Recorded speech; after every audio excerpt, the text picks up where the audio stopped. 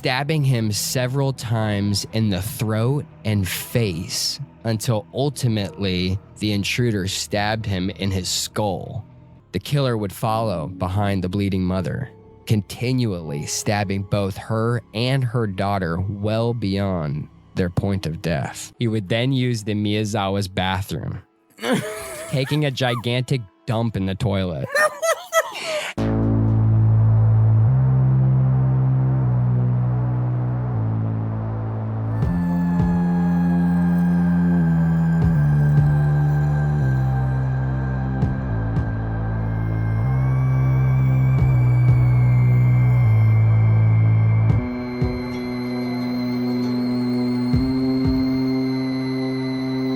Contents of this episode may not be suitable for all. Listener discretion is advised. What's up, everyone? Thank you so much for joining us back on Staircase Conspiracies. I am Nathan, and with me, as always, is Nico. What's up, man? How's your week been? Yeah, I mean, it's going pretty good, man. Just trying to stay busy. I'm putting out a new single on the 25th called Outworking Everybody. So I've just been trying to work on that, getting that promoted. But other than that, it's been pretty chill. What about you, man?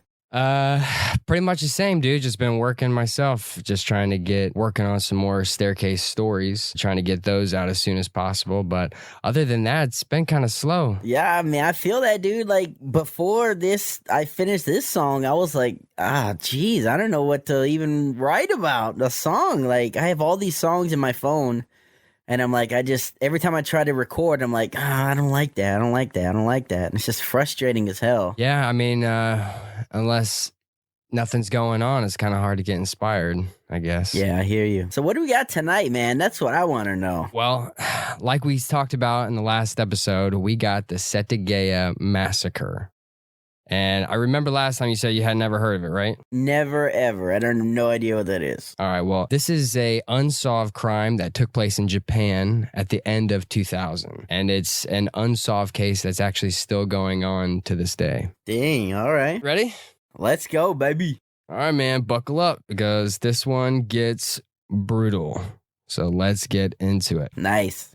On the night of December 30th, 2000, a modest family of four, the Miyazawas, consisting of 44-year-old Mikio, his 41-year-old wife, Yasuko, 8-year-old daughter, Nina, and their mentally challenged 6-year-old son, Ray, would go to sleep in their beautiful 2-story home that sat right up against the Soshigaya Park, providing the perfect setting for the couple's young children.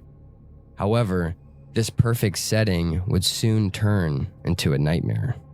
Around 11:30 p.m., upstairs, in their empty bathroom, fingers crept underneath an unlocked window, lifting as sounds of metal on metal gently rang through the empty bathroom. An unknown figure slowly entered the home from a branch extending from a tall tree located at the park right behind the home. As the intruder slowly made his way down the hall, he entered the first room he came to, young Ray's. Silently, he stood over the young boy and began strangling him with no hesitation. Mikio, alerted by the odd noise coming from his son's room, prompted him to check things out. Seeing the unknown figure standing over his son's lifeless body, Mikio flew towards his attacker in a rage no father should ever have to feel. Dang. Yeah, dude. Could you imagine walking in and seeing I don't want to get too crazy, but you see your son laying there like that, and there's like a dude in your room? I would see pure red, bro. You got me messed up. I would, woo. Avenging his son, he managed to draw blood from the murderer in a hand-to-hand fight. However, the intruder would pull a sashimi bacho blade on Mikio. Do you know what a sashimi bacho blade is? The only thing I know about sashimi is from the scary movies when they have that little kid that says, Toyota, sashimi. Sushi. Sashimi. You know what I'm talking about? Well, that's pretty much it. So there's sushimi is like I guess a style of cooking fish. If I'm like totally way off here, and I might actually, let's just put that in there for our fact checkers that this one might be off here. But basically, it's a certain knife to help cut like tuna, sashimi tuna, and stuff like that. But it's like a Japanese, it's like a certain blade, stabbing him several times in the throat and face until ultimately the intruder stabbed him in his skull, stabbing him so hard it broke the end of the knife, leaving its metal remains in Mikio's skull. Wait, so let me picture this. So the dad walks in, sees what's going on, and attacks the bad guy. Yeah. But the bad guy actually ends up stabbing the dad in the head? Yeah, so the guy starts wrestling the dad and then pulls out a knife once he kind of realizes, like, oh crap, the dad is overpowering me a little bit here, because he ended up drawing some blood from the intruder, which is an important point. Got you. Okay. Keep in mind. Gotcha. So he stabs him so hard that it actually broke the tip of the knife blade into his skull. So the guy was kind of left with without much of a weapon anymore. Wow. The killer would then enter the kitchen, where he would take a knife from the Miyazawa silverware, replacing his broken weapon. He would then move back to the upstairs hallway, where he pulled down on the cord that revealed a staircase where Yasuko and Nina, the mother and daughter, were sleeping unknowingly in the attic room. So it's kind of like Hey Arnold. How Hey Arnold, you have like an upstairs, and then there's like a little pull down rope for the attic, and then there's another little room upstairs. Right. So the mom and daughter is just chilling upstairs in that room. They're kind of sleeping in this little bed that's upstairs. Dad was working downstairs and some stuff, and then the young boy was asleep. So that's just to kind of give you a little bit of the layout of kind of what's going on here. Yeah. That Hey Arnold house was always cool to me, man. Dude, especially his room. Come on. Slowly creeping upon his unsuspecting victims, the killer moved over Nina, raised his blade high, and delivered devastating stabs to her face and stomach. This would wake Yasuko, the mom, as she would attempt to grab her daughter and get out of the bed. However, the killer would dig his blade deep into Yasuko's back, causing her to fall to the floor. Damn. Yasuko would attempt to stand and drag Nina's body down out of the attic, but the loss of blood would seal her fate on the staircase. As her last bits of energy, he's gonna do it. As her last bits of energy ran out. Here, the killer would follow behind the bleeding mother, continually stabbing both her and her daughter well beyond their point of death. Dang, that sounds like a passion kill is what they call it, like a passionate, murder. Exactly, dude. So far, each death has been totally different too, right? So the son gets strangled, the dad gets stabbed in the head. Once he's dead, he moves on. And then, like you're saying, the mom and the daughter are like brutally stabbed well beyond, their death. So that's, it's a really weird situation. Yeah, they would call, I've seen enough shows where they call it a passion crime or whatever.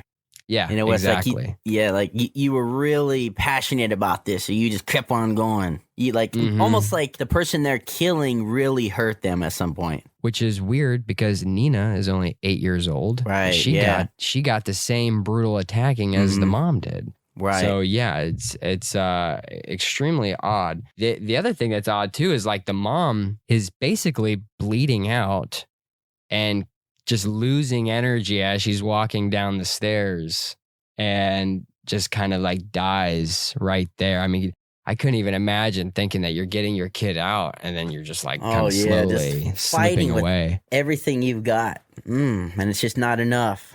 Woo. However, this would not be the end to this horrible night. Yeah, it doesn't sound like it.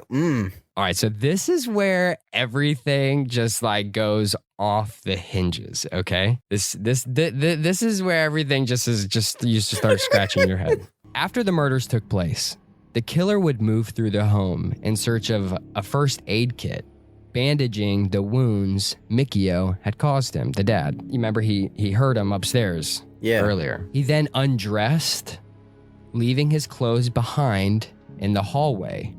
And then he would redress in some new attire leaving a hit bag behind, all the while leaving dirty footprints all around the house. Wow, rookie mistake. Rookie mistake. Moving back into the kitchen, he drank 4 bottles of barley tea. He ate a melon.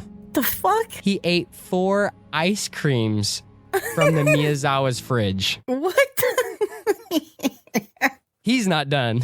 He took a brief nap on the upstairs sofa. Oh. And he even left behind 10 items on the couch. He left behind. Did he take a dump in there too? We'll get to that. He left behind a knife, a scarf, the hit bag that he had, a sweater. Real quick question about the hit bag. Do you know what all was in there? So the theory is the clothes that he had redressed into was probably what was in the hit bag. More than likely. And his weapons and all that. Right. Yeah, exactly. Gotcha. So he also had the sweater, a jacket, hat, gloves, his shoes, 2 ironed handkerchiefs. I'll come back to that in a minute, but 2 of them were ironed, which is a little strange. He then used the Miyazawa's computer looking into movie times at a local theater. Leaving This guy wants to be caught. Leaving fingerprints everywhere, dude. He would then use the Miyazawa's bathroom, taking a gigantic dump in the toilet.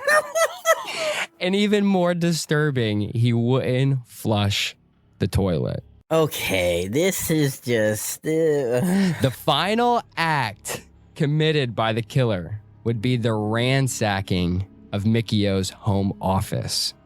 The killer would take personal files, Mikio's wallet, and Mikio's house keys, and throw them into the feces-filled toilet. They say that the killer resided in the home anywhere from 2 to 10 hours. Wow. Just moseying around their stuff. All right, so how do we know so much information about a case where there were no survivors? How could we possibly know? Well, the killer, like I said, left so much evidence behind that we were actually able to basically paint a visual picture of what happened that night. So here's what happened the next morning.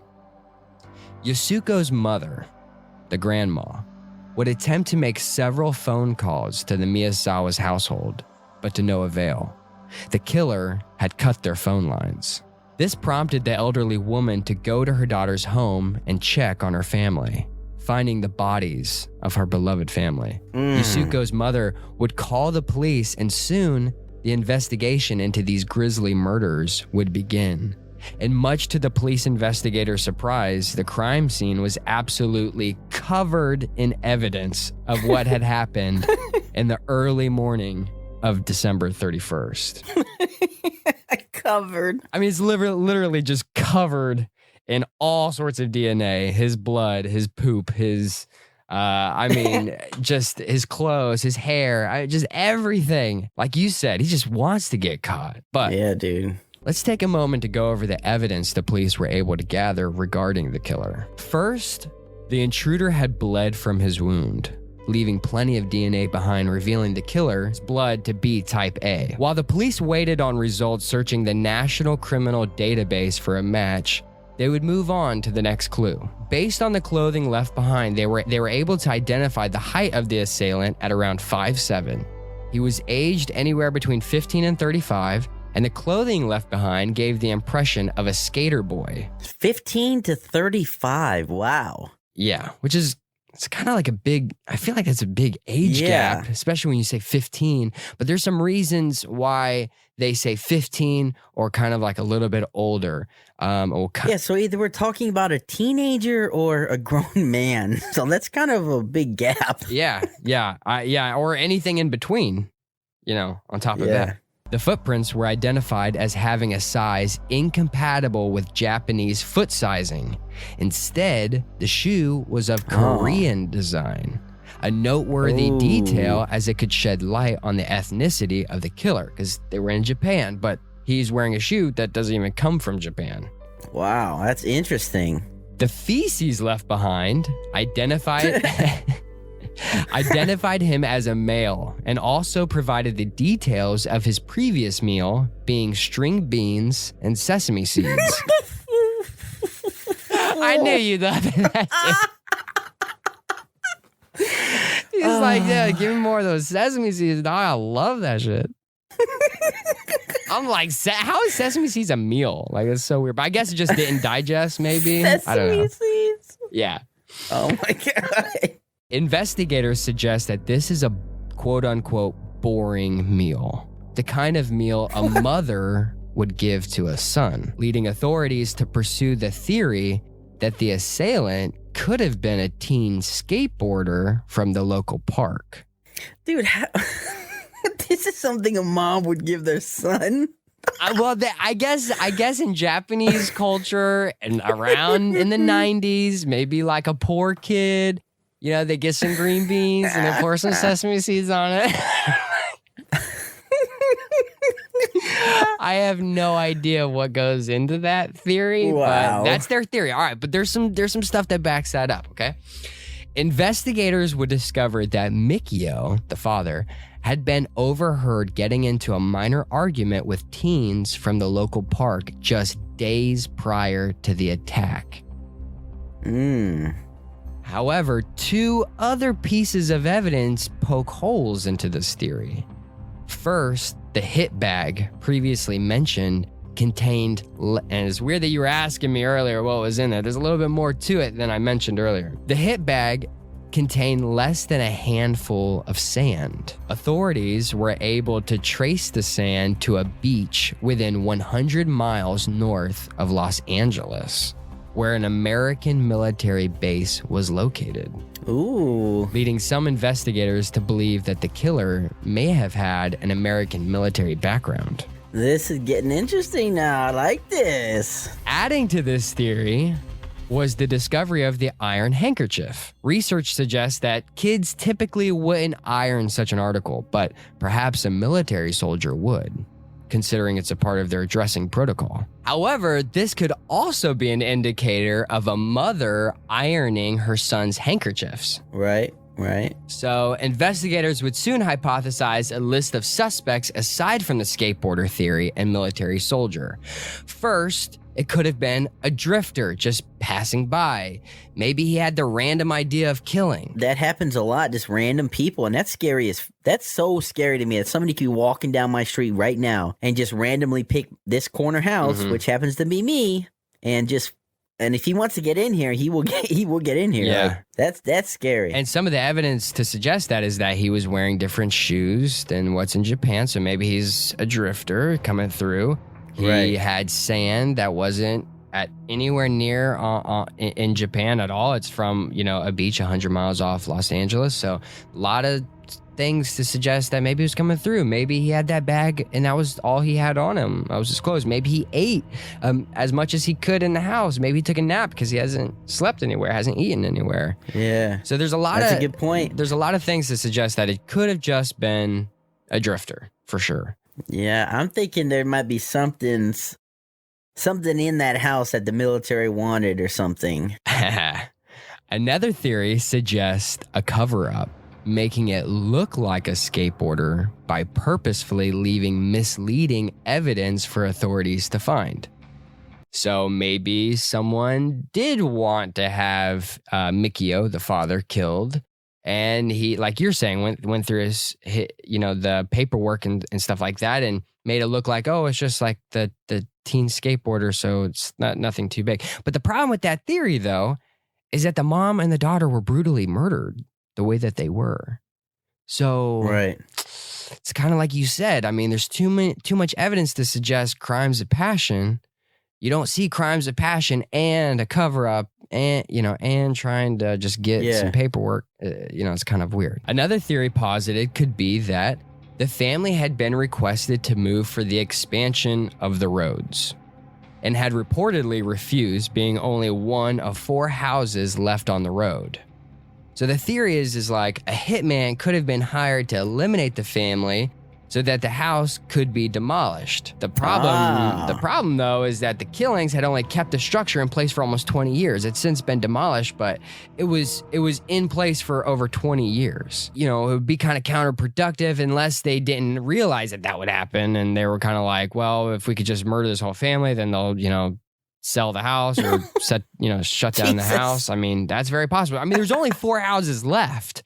So that could have been, you know, that's... Yeah, Bob, these guys aren't getting out of the house. They're not moving. I'll just kill them. Yeah. Do you want to try an eviction notice? Nah. Just kill them. Just kill them. And poop. And poop in their toilet. Hate that guy. Oh, my God. But the most convincing theory in my mind is the cab driver's passenger theory. So this one gets kind of interesting.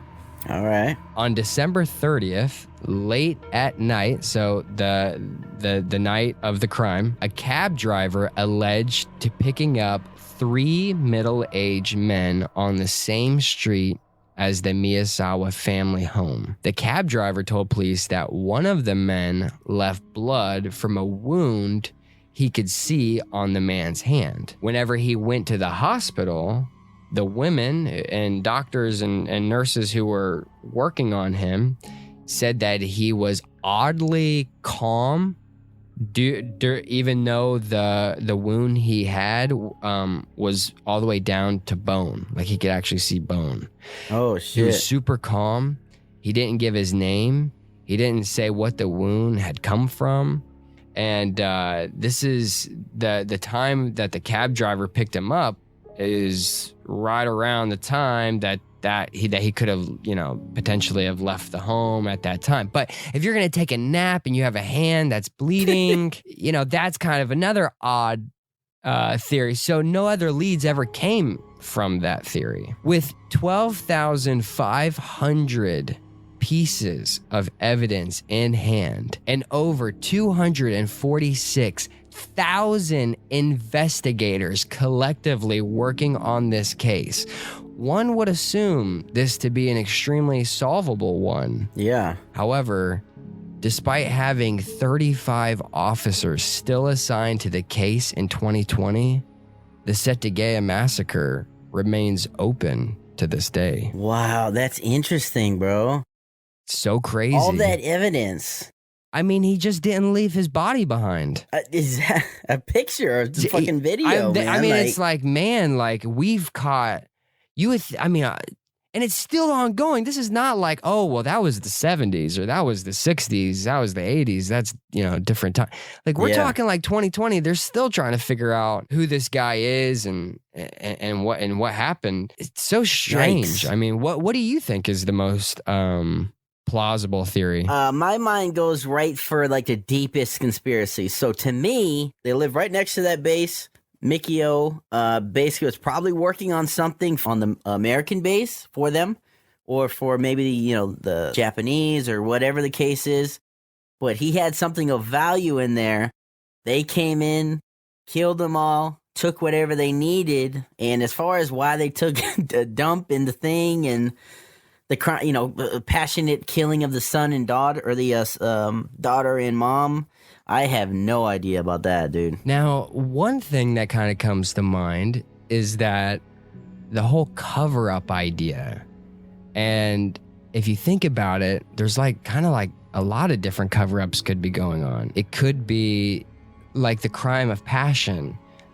That kind of throws a wrench into everything. But if you could somehow tell someone, okay, I have this hit that needs to be done, kill them really crazy because it'll look like a crime of passion. I don't know. I don't know. It just seems like every theory kind of opens back up to, oh, well, I guess it could be this, but what about this or what about that? I keep going back to the shit in the toilet. And the fact that there's like a wallet in there and like the keys, it's almost like he's like, man, I'm gonna make someone have to grab this shit out. It's so weird. It's almost childlike. It's almost like something a kid would do. Or a person that is trained for that shit and says, let me do this because they know there's a skate park close by this is gonna throw them off like crazy. I don't know. It's weird, bro. Okay. It's weird. And one other thing. So do you remember how I said the killer actually entered into the home? Yeah, it was through the window, but right by the by the tree, right? Yeah, so the tree was actually in the park, and there was a branch that extended from the tree in the park, and it extended all the way over to the window. So whoever this person is had to scale up a tree, scale out the side of the branch, and then enter into the home. So that kind of also lends credibility to be like, well, a skateboarder would kind of maybe climb stuff, maybe be familiar with that park. Right. Maybe he did get into a fight with that person. He said, you know what? I'm going to hurt your family. I'm going to do something to your wife, dude. I'm going to do something to your whatever. And then he breaks into the house, and maybe he starts strangling the kid because it's a little boy, and he's like, I don't really want to stab him and see blood, so let me just strangle him. And then the dad comes in, and he tries to take him on too, but he's like, okay, I have to use my knife at this point. And then maybe it just escalates and it just gets out of hand. And then maybe he has to, maybe he's like, well, I'm going to finish this job because I'm pissed off at this guy. And then he goes upstairs and he's frustrated. And he kills the wife and the daughter. And then he's like, you know what? Screw this guy. All his paperwork, obviously he's an important guy. Well, I'm going to show him how important he is. I'm going to put it in the toilet with my shit and with my seeds and everything, you know what I mean? My little green beans. Yeah, that's a good one too, man. Who knows, bro? But hey, weird. That's why we're here talking about this conspiracy. Yeah. Hell yeah. Well, that's what I got. That's what I brought. Do you have your idea for your next theory? You know what one I really want you to bring? I really want you to bring the JFK theory to me, dude. I need it. Give it to me. Because I've actually gotten a few requests to do JFK, and I think that you're the best person to tell me, because you know this case probably better than anybody I know. All right, you know what? Let's do it. I'll do the JFK. Nice. All right. So yeah, I'll do the JFK for the next episode. All right, guys. So tune in 2 weeks from now. We got the JFK conspiracy. I cannot wait. I have my own theories. I'm sure everybody else has their own theories, but I know you're going to bring us a theory that we won't see coming. That's for sure. Yeah, because I know every theory out there because I've done so much research on this stuff, because it's part of both of my worlds that I love, politics and conspiracies. So yeah, it's gonna be great. Bring it, baby. I cannot wait. Yes, sir. All right, guys. Well, thank you guys so much for joining us. Once again, we will see you next time. Peace. Peace out, guys. Hold on. I had a big ass roach on my wall.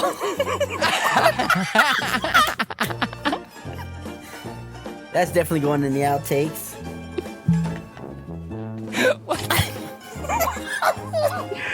You're like, hold on. I'm like, yeah, I know, dude. It's crazy, right? And you're like, I got a big ass roach on my wall. Oh, where'd he go? I should have put my hands behind my head. Oh, like this. Wow, that one.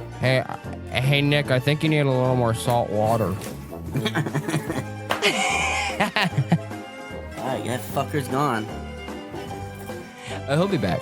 What's up, man? How's your week been? Oh, it's going pretty good, man. Just trying to stay busy. Your camera fell. Jesus Christ. I saw myself fall and I was like, oh no. Okay, there we go. That's better.